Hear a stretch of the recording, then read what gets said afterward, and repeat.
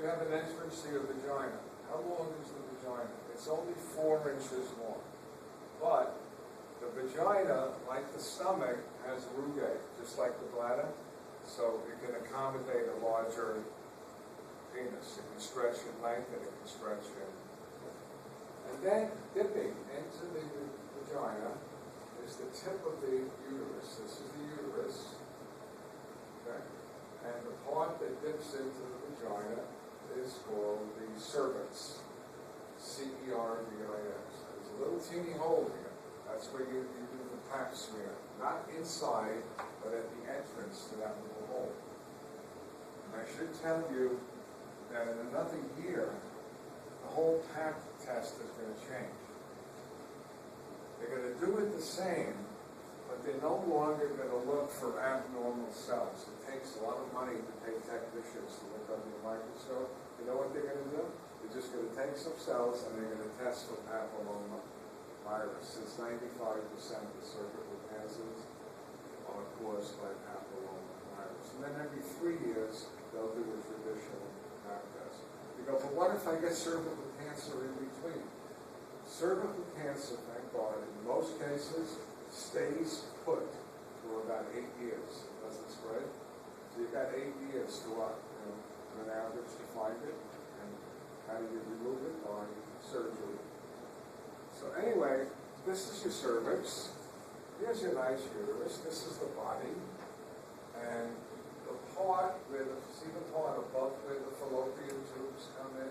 That's called the fundus. So all I ask you to learn is this is the fundus. The fallopian tubes enter the uterus. The main part is the body, and the part that dips into the vagina is called the cervix. Fair enough? Now, to go back to the other picture,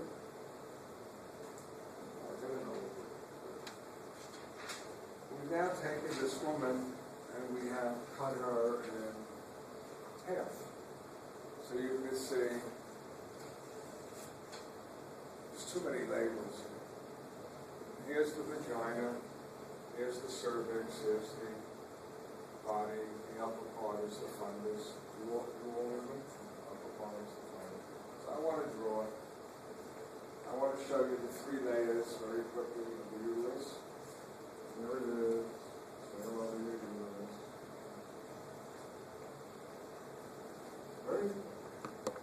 The outer layer, very thin, is really, you know what it is? The visceral peritoneum from the abdominal cavity. And that's called the meaning outside, metrium. I didn't finish drawing it. The bulk of the uterus is smooth muscle called the myomere.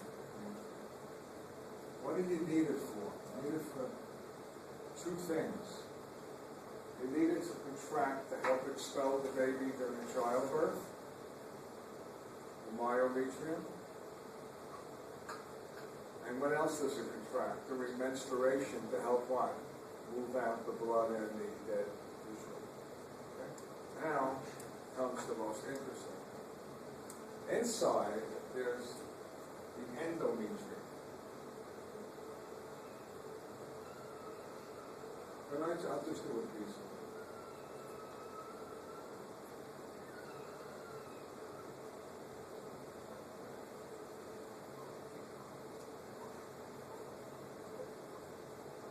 But, wait till I show you this. The endometrium is a double layer. So, I'm going to do just this picture. This is the cavity. This is the cavity. This is the endo.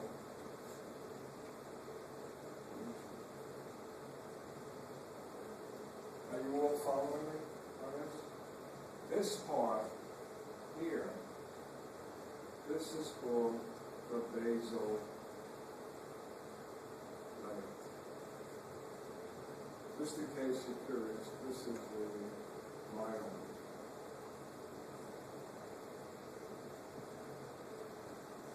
this part that's facing the cavity is called the functional layer.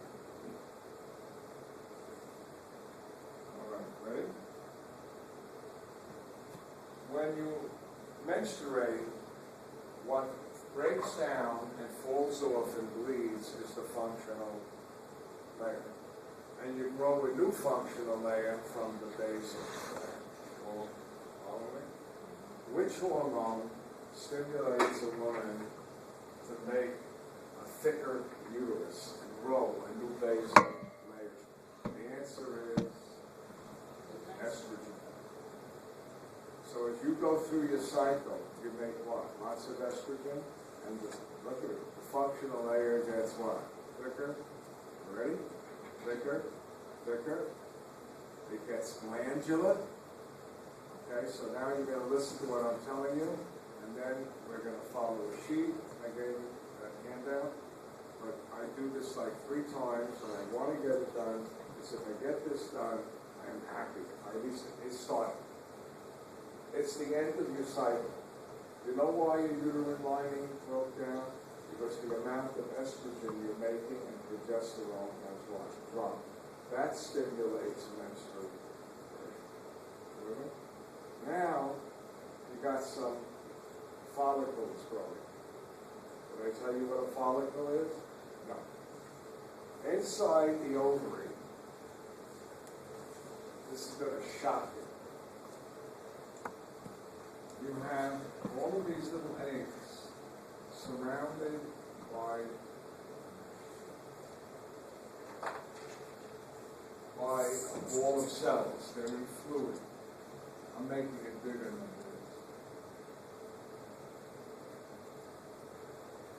is. This whole thing is called a follicle. It consists of an egg and follicular.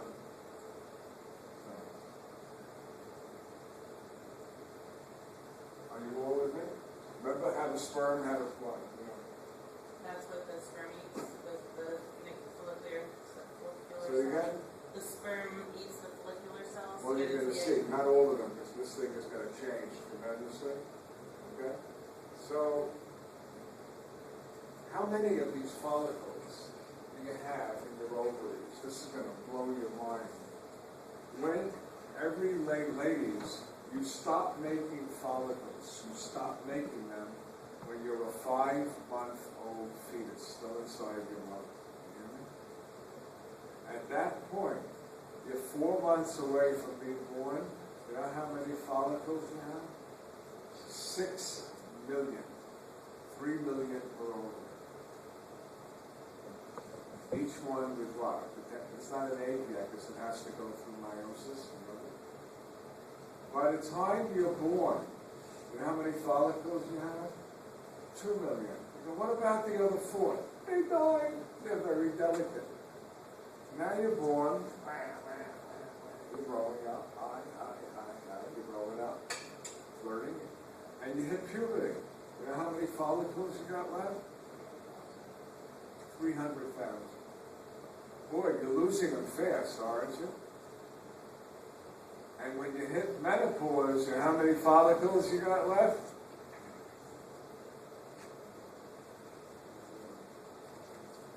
0. And here's my story. And I want you to just listen to it, all right? Just listen. And then we're going to go through the handout sheet next class. At the beginning of the cycle, all your hormones are low. Your estrogen dropped, that's why you menstruated, your progesterone. And here's what happens. With low estrogen and progesterone, that stimulates the hypothalamus to release GnRH. See, unlike us, who make it all the time, you don't. You're going to make it now, again. And what does the GnRH do? Listen to me. It tells the pituitary, like in males, make FSH and mostly FSH. You know what FSH does? Watch. I do it nicely. See that follicle? About 6 of the follicles start to get bigger. The follicular cells, about 6 of them. And you know what they make? They make estrogen. Yay! And you know what the estrogen is going to do? It's going to start to make the uterine lining what? Thicker and thicker and thicker and thicker. So far you with it? But then you start to get negative feedback. Because one hormone is stimulating estrogen, FSH. And all of a sudden, and you had been releasing a little LH, you get negative feedback, and you stop releasing, hear the word releasing, FSH and LH. You got to pay close attention. But they're both building up in the pituitary, like a balloon filling with water. But when you started to make estrogen, you know what else estrogen did? It made more FSH receptors. You with me? On the ovary. So even though FSH is what? Going down because of what? Negative feedback, you're still making more estrogen. And here's the kicker. When you make a lot of estrogen, which is close to the middle of your cycle, that's going to stimulate, ready?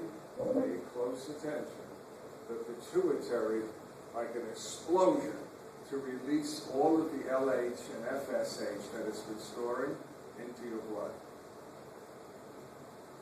And now comes the kicker. You ready? What does the FSH do?